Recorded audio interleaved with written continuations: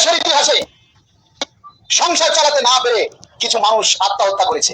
আপনারা জানেন তো যে একজন পুলিশ সদস্য যে চিরকুট লিখেছিল যে সংসার চালাতে পারছি না বাবা, তোমরা আমাকে মাফ করে দিও, করেছিল না? কোনো দাবির কথা বলবো না, কেন বলবো? আমাদের কষ্টের কথা, আমাদের দাবির কথা কি সরকার জানে না? অবশ্যই জানে।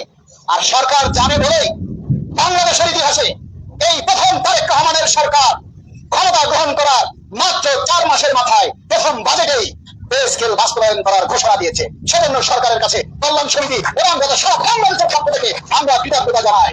বাজেটে যখন বক্তব্যে, বাজেট সংসদের বাজেট বক্তব্যে যখন পে স্কেলের ঘোষণা হয়, তার মানে ইটস রেকর্ডেড, এটা বাস্তবায়ন হবে, 1 জুলাই থেকে বাস্তবায়ন হবে। প্রজ্ঞাপন যেদিনই হোক আপনারা 1 জুলাই থেকে প্রক্রিয়া সহ পাবেন, সেটার নিশ্চয়তা রয়েছে। তেমনি আমরা বাংলাদেশ সরকারের যিনি মাননীয় প্রধানমন্ত্রী আছেন, তার ভালো মন্দ, তার সুখে দুঃখে পাশে থাকার দায়িত্ব আমাদের। আবার আমরা ভালো আছি কিনা, আমরা খেতে পাচ্ছি কিনা, আমাদের স্ত্রী সন্তানদের ভরণ পোষণ আমরা করতে পারছি কিনা, আমরা সঠিকভাবে পদোন্নতি পাচ্ছি কিনা, কর্মচারীরা অভাবে আছে নাকি দুঃখে আছে না কষ্টে আছে, সেটা দেখা দায়িত্ব রাষ্ট্রের প্রধান, ঠিক কিনা? আমরা রাষ্ট্রের কাছে অনুরোধ করব, 11টা বছর আমরা লাঞ্ছিত হচ্ছি দ্রব্যমূল্যের অভাবে দ্রব্যমূল্যের কষাঘাতে কেন্দ্রকে আজকে আমরা নিঃশেষ হতে চলেছি। আজকে প্রতিটা কর্মচারী ভাত দেনায় জর্জরিত হয়ে গেছে। প্রত্যেকেই আশা করছে যে আমরা অতি তাড়াতাড়ি পে স্কেলের গেজেট পাবো। সরকারও সেই লক্ষ্যে কাজ করে যাচ্ছে, দ্রুত বেগে কাজ করছে।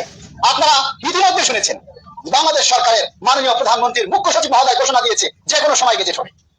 বাংলাদেশ সরকারের মাননীয় অর্থমন্ত্রী মহোদয় বলেছেন পে স্কেল হবে। আমরা সরকারের বিরোধিতা করতে পারি না, কিন্তু সরকারকে হাজারবার বলতে পারি আমরা ক্ষুধার্ত, আমরা ভয় আছি, আমাদের খাবার দিন। আমরা সরকারের কাছে হাজারবার বলবো আমাদের পে স্কেল দিন, আমাদের ন্যায্য অধিকার দিন। আমরা শুধু চাই আমাদের যে কষ্টের কথাগুলি, আমাদের যে অভাব অভিযোগের কথাগুলি, সেগুলি আমরা মাননীয় প্রধানমন্ত্রীর কাছে সশরীরে উপস্থিত থেকে একটু তাকে শোনাতে চাই। যেগুলি ফিল্মে যে কর্মচারীরা কষ্টে আছে, সে কথাগুলি আসলে তাদের কান পর্যন্ত পৌঁছায় না। আপনারা জানেন 2015 সালের পূর্বে 3টা টাইম স্কেল ছিল। আমার চাকরি 2005 সালে, আমি একটা সিলেকশন গেট পেয়েছি। আর 8 বছর পরে 2013 সালে প্রথম টাইম স্কেল পেয়েছি। সেই 13 সাল থেকে আজকে 26 সাল, 13 বছর হয়ে গেছে আমি একই গ্রেডে চাকরি করছি। 2015 সালে গেজেট করে সেই টাইম স্কেলকে বন্ধ করে গেছে।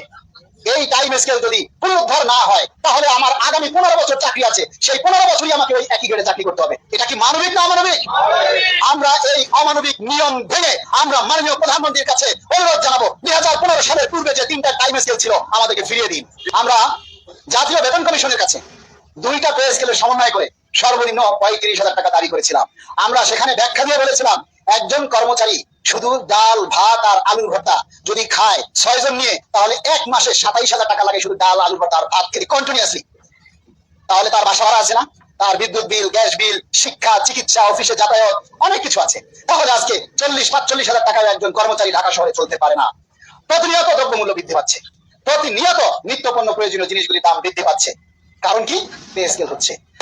আমরা যারা সরকারি চাকরি করি, আমরা যে বেতন পাই, কেউ সেই বেতন নিয়ে বিদেশে যাবো না, কেউ সেই বেতন বিদেশে পাচার করবো না। এই বেতন দিয়ে আমাদের দেশেই আমরা পণ্য কিনে ক্রয় করে খাবো। তাহলে দেখা যায় আমরা যে সর্বনিম্ন 35,000 টাকা চেয়েছিলাম, জাতীয় বেতন কমিশন বিভিন্ন ভাবে চুল ছেঁড়া বিশ্লেষণ করে আমাদের জন্য 20,000 টাকা সুপারিশ করেছে, 35,000 টাকা কমাইয়া। আর উপরের দিকে আমরা 1:4 অনুপাতে 1,40,000 টাকার কথা বলেছিলাম, সেটাকে আরো বাড়িয়ে 1,60,000 টাকা প্রস্তাব করেছে। এখানেও বৈষম্যের দ্বার উন্মোচন করে গেছে। আমরা এই সরকারের কাছে অনুরোধ করবো সেই 20,000 টাকা থেকে যাতে কোনোভাবে কোনো কাটছাট করা না হয়। আমরা এই সরকারের কাছে দাবি করবো এই 20,000 টাকা থেকে কোনো কাটছাট না করে সর্বনিম্ন 20,000 টাকাই যাতে বহাল রাখা হয়। এবং আমরা চাই আগামী মাসের মধ্যেই আমাদের এই পে স্কেলের গেজেট জারি করে কর্মচারীদের মুখে হাসি ফিরিয়ে দেয়। আপনার মাননীয় প্রধানমন্ত্রী যারা তারেক রহমান এবং সদ্য নির্বাচিত মহামান্য রাষ্ট্রপতি মির্জা ফখরুল ইসলাম স্যারের দীর্ঘায়ু কামনা করছি। এই রাষ্ট্রকে যাতে একটা স্বনির্ভর বাংলাদেশ হিসেবে গড়ে তুলতে পারেন, সেই লক্ষ্যে এদেশের সরকারি কর্মচারীদের ভাগ্যের টাকা উন্নয়নের জন্য, তাদের সচ্ছল অবস্থায় ফিরিয়ে আনার জন্য জরুরিভাবে পে স্কেলের প্রজ্ঞাপন